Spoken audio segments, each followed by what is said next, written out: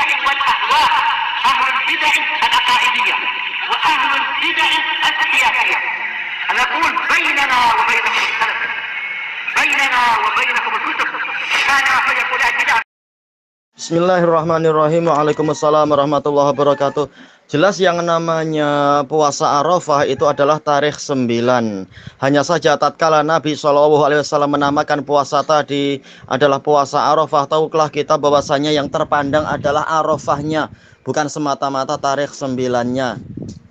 Jelas yang jauh-jauh ijtihad sesuai dengan kadar kemampuan, yang jauh dari tanah suci Mekah jelas melihatnya sesuai dengan kadar kemampuan, yaitu tarikh 9 apa yang dia ketahui.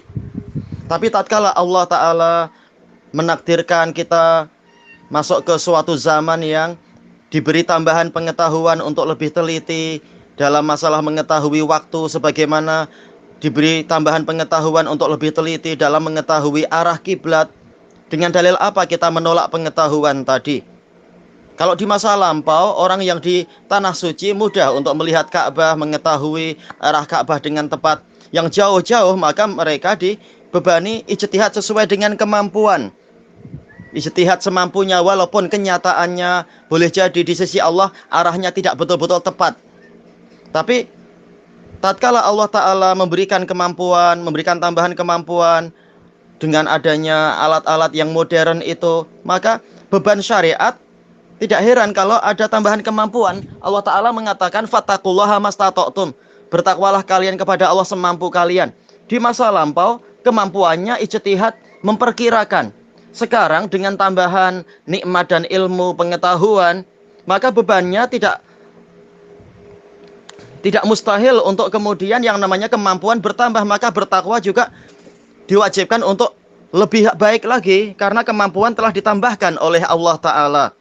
Apakah dengan alasan di masa lampau tidak ada telepon, dan ternyata ketika dibuktikan dengan teknologi yang lebih modern memang terbukti bahwasanya arah kiblat dari Masjid Fulani itu agak melenceng 6 derajat misalkan, atau agak melenceng 10 derajat, bahkan ada di beberapa tempat itu sampai 15 derajat. Apakah dengan alasan di zaman salaf tidak ada telepon dan apa, maka kita tidak perlu berubah, sementara Allah menambahkan kemampuan untuk mengetahui secara lebih teliti masalah itu. Lebih teliti bahwasanya ini jaraknya adalah 15 derajat keliru. Dengan alasan apa kita menolak untuk kemudian untuk rujuk dari kesalahan yang pertama menuju kepada kebenaran yang lebih tepat? Maka, dan ini ma'ruf, yang mengingkari ini pada waktu itu adalah si Mubtadi' Muhammad Al-Imam. Dengan alasan tidak bahwasanya Nabi sudah mengatakan antara timur dan barat itu adalah kiblat, maka cukup. Lalu untuk apa nikmat yang diberi kenikmatan lebih tapi kemudian membutakan mata? Sudah tahu jaraknya lain, sudah tahu derajatnya lain, yaitu apa? Menyelisihi arah kiblat sekian belas derajat, sudah tahu itu tapi tetap diam saja dengan alasan salaf tidak sampai melihat dengan alat itu. Ini Allah memberikan tambahan nikmat. Sebagaimana tatkala terjadi cuaca yang sangat gelap dan terjadi yaitu apa? Mungkin apa, mendung-mendung atau kabut. Kemudian sholatnya ternyata arahnya tidak tepat.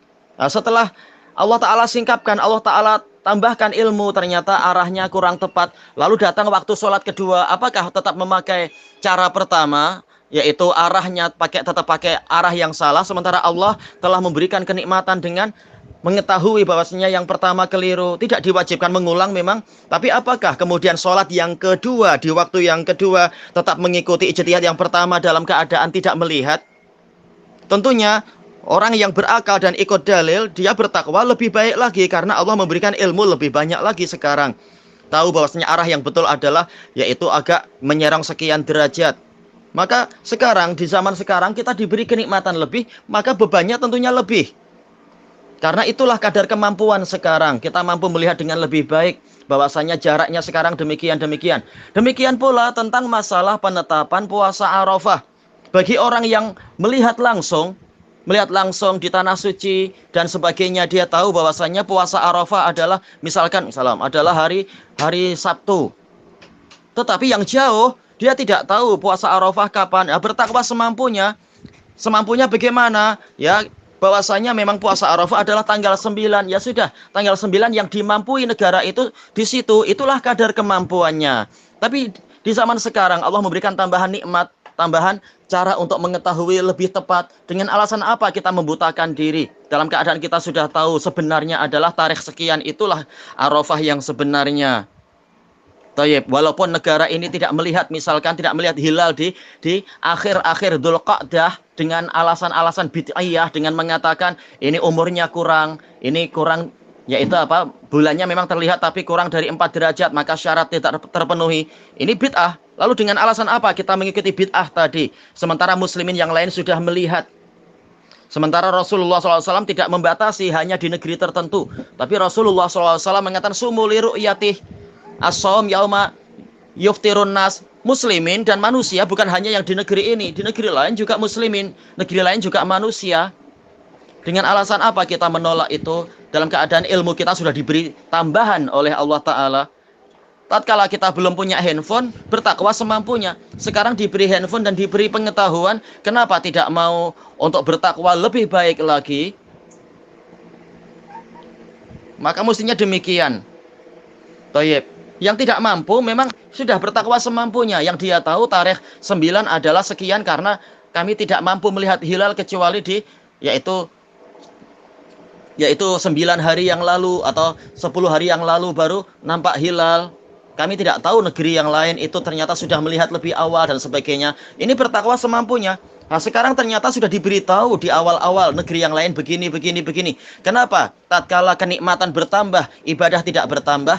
Kenapa? Kenikmatan ilmu tatkala Allah Ta'ala memberikan tambahan kenikmatan ilmu dan ketepatan ilmu, ternyata ketakwaan kita tidak bertambah. Ijtihad tidak diperkuat lagi dengan data yang lebih kuat, memakai data dalam keadaan yang masih sangat terbatas. Ini tidak betul di dalam masalah memenuhi syarat-syarat ilmiah di dalam penelitian. Tayyib. Tapi insya Allah dosa dipikul oleh pemerintah yang salah dalam ijtihad. Kalau ijtihadnya itu dibina di atas bid'ah, mereka berdosa. Tapi kalau pemerintah berusaha ru'yah dan tidak terpengaruh oleh ilmu kalam dan sebagainya dan keliru, insya Allah tidak ada yang dosa. Dan kita tidak perlu pening. Siapa yang memilih ini tafadhol, yang memilih itu tafadhol. Memang ini perkaranya ijtihadiyah. Wallahu a'lam walhamdulillahi rabbil alamin.